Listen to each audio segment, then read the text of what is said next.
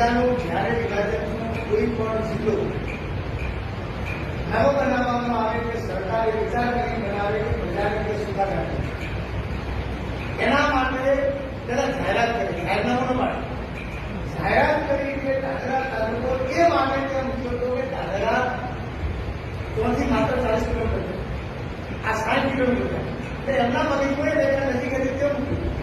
જ્યારે જઈને ત્યાં આગળ ધાનેરા હિતરક્ષક સમિતિ બનાવી અને અમરતભાઈ રાવલે એમને અધ્યક્ષ બનાવ્યા.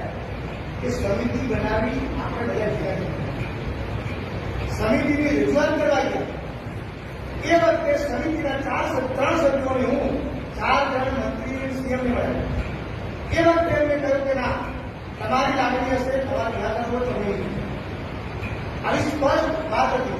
હા, બાકીના લોકો એ દિવસે રજૂઆત કરવા આવ્યા હતા, પણ અપક્ષ હોય, ભાજપ હોય, કોંગ્રેસ હોય, એટલે એમની હાથે રજૂઆત કર્યો નતો. અમે એમની સમિતિ અલગ ગયા.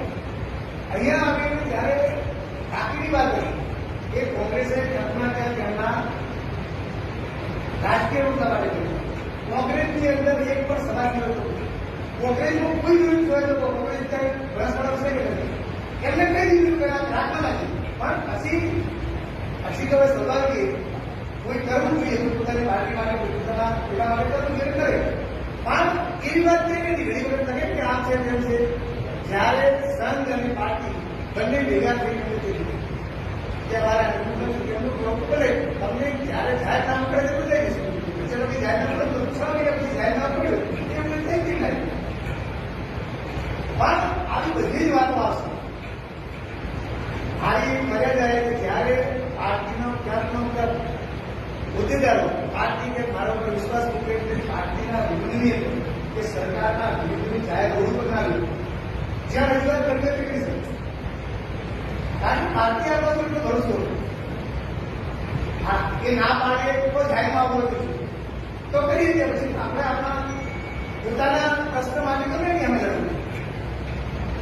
જ્યારે અહીંયા મારી આશા એવી છે કે મારો સમાજ મારી હાથે છે. સમાજ તરીકે જ્યારે ભારતીય જનતા પાર્ટીને ઉમેદવાર તરીકે પ્રતિક તરીકે મને આ બધા આવ્યું અને આપણે બદલાવાના સાક્ષી ખાતી આપી કે તમે અહીંયા મારું સન્માન કર્યું, પાઘડી કરાવી, ત્યારે આ પાઘડીની લાજ જવા લીધું અથવા તો ત્યારે તમને એવો અફસોસ નહીં થાય કે વસંતભાઈની ભોજ આનાથી અમારા સમાજની